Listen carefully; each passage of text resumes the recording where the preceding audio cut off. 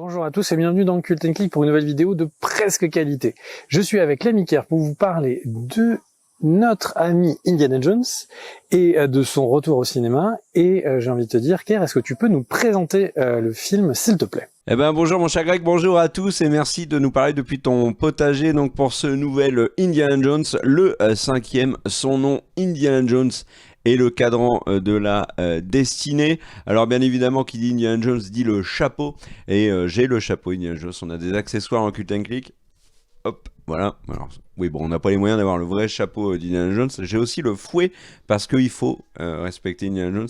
Alors, c'est une cravache en fait. J'ai pas de fouet, mais j'ai une cravache d'équitation. Donc on va faire avec. Indiana Jones est sorti le 28 juin 2023, mon cher Greg, mon cher vous qui nous regardez.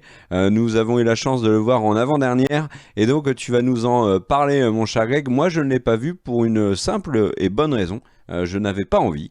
Déçu par les blockbusters actuels et les retours m'ont un peu refroidi.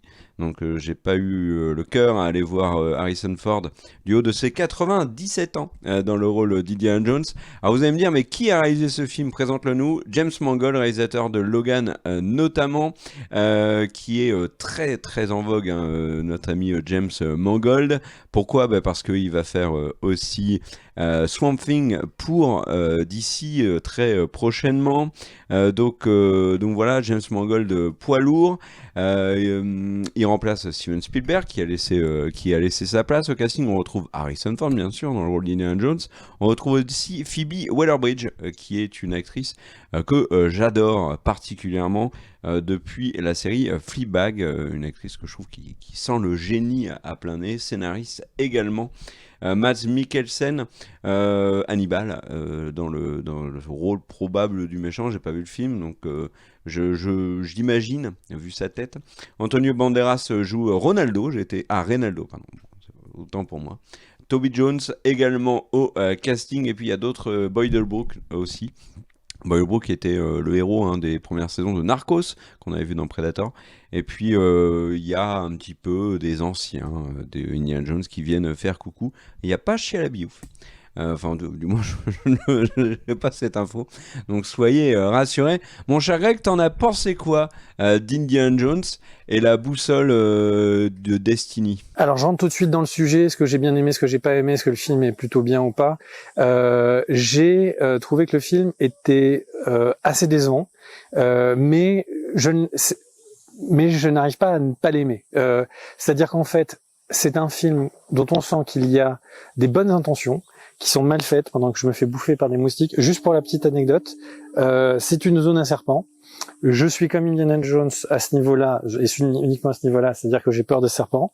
Et pendant que je vous fais la vidéo, j'ai juste l'oreille au sol pour savoir si quelque chose va venir me croquer. Bref, revenons sur le sujet. Donc Indiana Jones, c'est définitivement un personnage qui est un personnage de cœur. C'est un personnage que mon père m'a montré les films. Quand j'étais petit, dans mon premier écouteur, j'avais la musique d'Indiana Jones et tout. Donc c'est une licence qui est qui m'a vraiment beaucoup marqué. C'est une licence qui a un peu disparu avec le temps de ces dernières années et qui avait fait une espèce de retour, mais pour être oublié avec le tout dernier. Et quand je suis arrivé en école de cinéma, le dernier Indiana Jones, il est enseigné. Il a été enseigné. J'avais eu beaucoup de cours sur le crâne de cristal, et parce qu'en fait, même si le film n'est pas un film que j'ai trouvé agréable à regarder, il n'empêche que la réalisation est exceptionnelle. La manière dont la caméra se balade, les axes, le fait de travailler sur enfin bref, je rentre pas dans les détails. Le film c'est vrai quand on rentre dans le détail, fait par Spielberg, le génie mécanique de la mise en scène, et c'est vrai que c'est présent dans le film. Il y a plein de moments qui sont nuls, mais ça c'est présent dans le film. Ce film-là, en fait, le principe de base, qui était de dire on va voir un vieil Indiana Jones qui assume son âge, et qu'est-ce qu'il arrive à un grand héros masculin des années 80 et 90, quand il est septagénaire, je l'ai pas vraiment vu. Alors on va rentrer dans les détails, je pense que c'est une promesse qui n'est pas tenue. Qu'est-ce que j'ai vu de nouveau qui peut attirer mon œil? Je l'ai pas vu. Ils ont essayé de mixer deux éléments qui ne marchent pas ensemble. D'un côté, il y a Harrison Ford, l'acteur, qui veut vraiment que le héros soit... On sente son âge. Cette promesse, elle est pas tenue parce que du coup, en fait, pour une scène où il a du mal à escalader, il y a 3 scènes où il se tient d'un avion alors qu'il est blessé. Il va mettre des punchs à des mecs qui font 10 fois 10 têtes de plus que lui. Donc le côté genre je suis vieux, j'assume mon âge et tout, c'est complètement loupé. Et il voulait avoir une relation avec un autre lead actrice, un lead personnage féminin qui a du sens. Et je la trouve pas très charismatique, Phoebe. Alors je sais que elle est très très aimée parce que ce qu'elle a fait sur Fleabag, mais là dans le film en lui-même, elle est sympathique, mais c'est pas un personnage que j'ai envie de revoir. Elle est moins charismatique qu'était 2001 à l'époque dans les autres films ou qu'étaient les love interest de Indy. Donc il y a ces deux promesses du personnage d'Harrison Ford qui sont pas tenues, et à côté de ça, il y a le truc qui disent non mais on va moderniser ça. Ils ont pris un grand réalisateur, ils ont pris Mangold, et en fait le film ne laisse pas le temps à l'histoire. C'est-à-dire qu'en gros tout le film est organisé à... Il y a une scène où deux personnages se pressent de parler parce qu'ils n'ont pas le temps pendant 2-3 minutes, et paf, on part en scène d'action pendant 15. La scène d'action se termine sur un truc qui est une facilité scénaristique quasiment tout le temps, je pourrais rentrer dans les détails après, et ensuite les personnages sont de nouveau pressés de manière complètement magique, et de nouveau, au bout de 3 minutes, paf, il y a une course. C'est une course-poursuite qui se veut effrénée, mais qui, logiquement, ne suffit pas.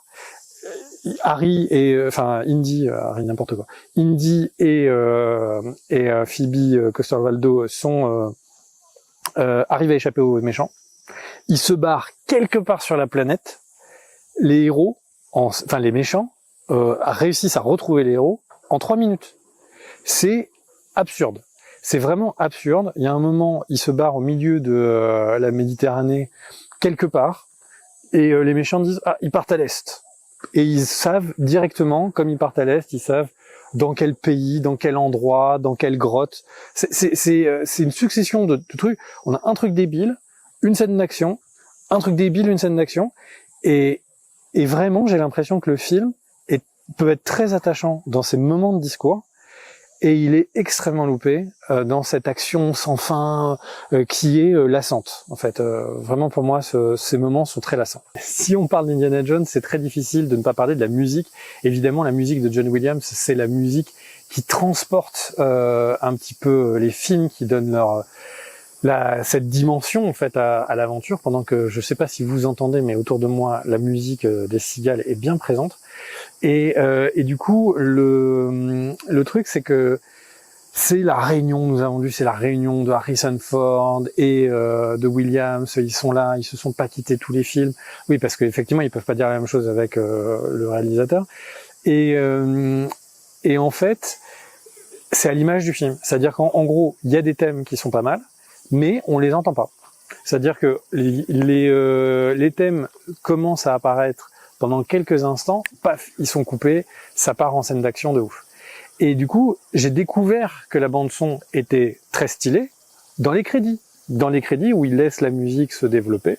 Et là, effectivement, il y a une musique intéressante. Mais avant, c'est pas le cas. Donc au final, on peut se poser des questions. Est-ce que ce film, par exemple, a des scènes d'action qui sont plus réussies que Uncharted, que j'avais trouvé vraiment médiocre?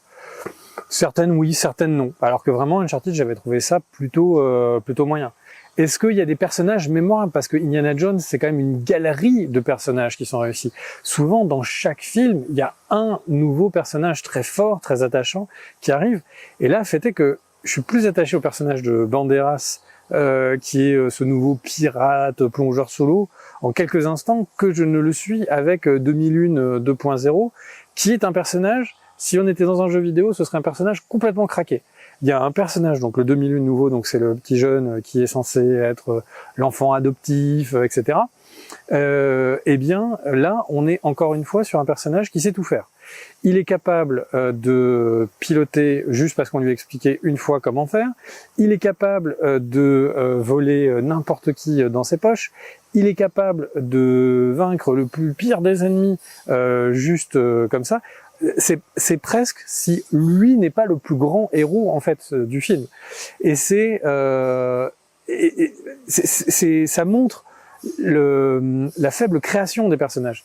Donner autant à un personnage peu charismatique, créer des personnages qui ont des défauts, qui ont des qualités.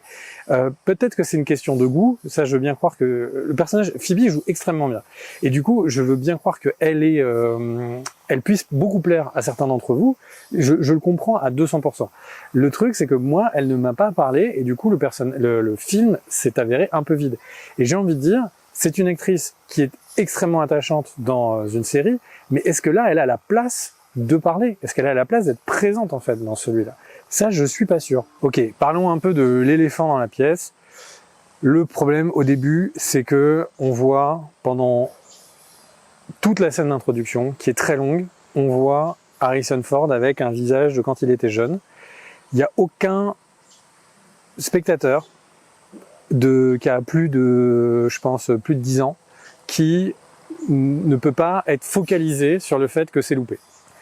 De la même manière que quand on est allé voir Justice League avec la version non Zack Snyder, la version où il a la moustache qui saute au début, le film, on se dit mais qu'est-ce qu'ils ont foutu, c'est incroyable. Et là, c'est pareil, on a le visage de Harrison Ford qui ne suit pas vraiment tous les mouvements d'Harrison Ford, dont on voit qu'il est complètement fait en 3D là où les autres sont faits, ce sont des acteurs classiques.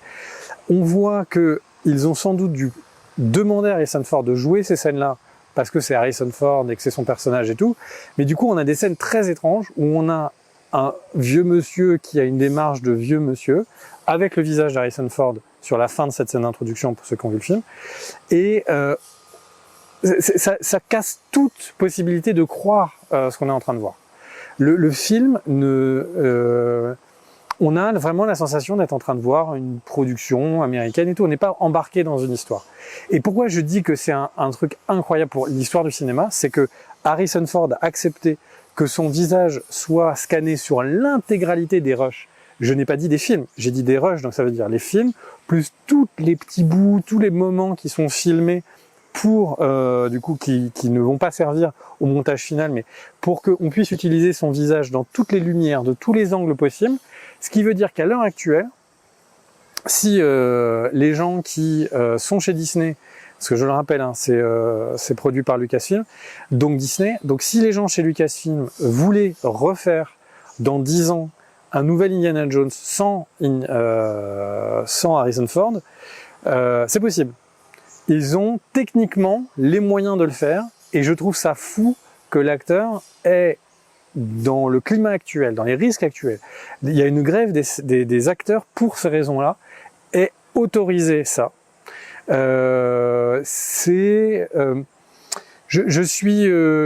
vrai, voilà, on peut dire non, Harrison Ford ne va pas accepter de vendre son image, peut-être, mais fait est que j'aurais pas dit qu'Harrison Ford accepterait de faire un nouvel Indiana Jones à son âge, qu'il accepterait d'être un nouveau Star Wars vu la qualité du scénario de ce nouveau Star Wars, ou que il serait dans une optique de refaire un Blade Runner. Il a fait le trio, il les a tous refaits. Blade Runner sans doute parce que le scénario lui plaisait, Star Wars sans doute parce que le chèque lui plaisait. Enfin, Indiana Jones, on a l'impression qu'il voulait faire passer un message, comme je disais, sur le héros qui a vieilli, et il ose se montrer, il a le droit de se montrer torse nu. Et du coup, c'est quelque chose que quelqu'un qui vit de la beauté de son corps a dû, à mon avis, avoir du mal à accepter. Mais le truc, c'est que je trouve ça fou. Je trouve ça fou parce que ça marche pas dans le film, et c'est un risque pour lui et ses ayants droit, qui est énorme.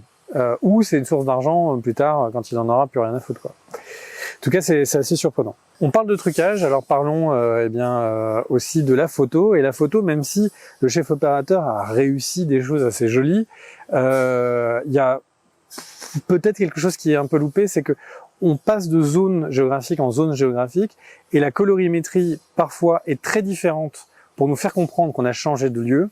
On est dans des lumières très jaunes, très bleu pour certains, etc. Et il y a des fois, on enchaîne des zones qui sont différentes, mais dont la colorimétrie est quasiment identique.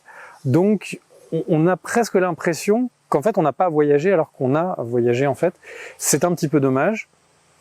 Je sais pas d'où vient ce choix, mais je trouve que c'est un choix un petit peu dommage. Donc pour finir, c'est un film qui a quand même pas mal de défauts. J'ai un attachement à la licence Indiana Jones qui fait que j'ai eu très envie de le voir. Là, je suis au Japon et pourtant j'ai eu envie d'aller voir le film sous-titré japonais en VO et c'était marrant. Et du coup, le film, on comprend ce que Harrison Ford a voulu faire avec son personnage. Mais tout le reste fait que on s'ennuie. J'aurais, à mon avis, jamais envie de revoir ce film, alors que les premiers Indiana Jones, la dernière croisade, j'ai eu envie de le revoir des dizaines de fois. Donc à mon avis, ça parle énormément aussi de la différence entre les films d'action actuels et les films d'action de cette époque, qui est peut-être l'âge d'or des films d'aventure de cette époque. Alors je veux pas faire le vieux con qui dit c'était mieux avant, etc. Il y a des films de ouf. Actuellement, il y a des choses qui sont incroyables qu'on voit, notamment en série, qui sont des choses qui n'existaient pas avant. Il n'y a jamais eu autant d'œuvres actuelles et du coup, je veux pas avoir un discours passéiste, mais c'est sûr que à l'époque, sur ces films Indiana Jones, au moins les personnages, ils avaient le temps de se développer. On n'était pas piégé dans le fait de dire c'est obligatoire qu'au bout de 3 minutes de dialogue, paf, il y a quelque chose qui explose, ensuite on va courir, on fait ça, etc. Là, un film qui n'est qu'une grande scène d'action sans fin, peut-être que c'est moi, enfin, n'hésitez pas à répondre, mais je n'arrive pas à m'attacher au personnage. Si en fait, on court, on est essoufflé, on dit, ah non, mais attention, ils ont le rocher divin de machin, etc. Mais attends, je t'explique le scénario. Tu as compris le scénario? Ok, ah, mon Dieu, on a été rattrapé. On recourt dans une scène.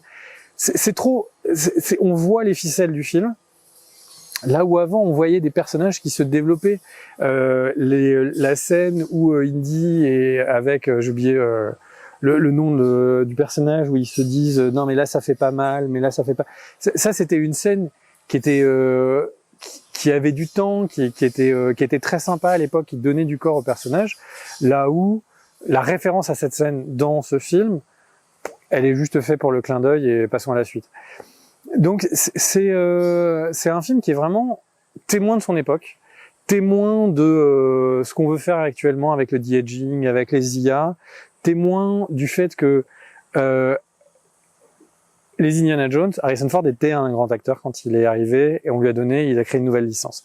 Là, c'est pas une nouvelle licence, c'est le film X de la licence Y, fait par le même acteur qu'avant.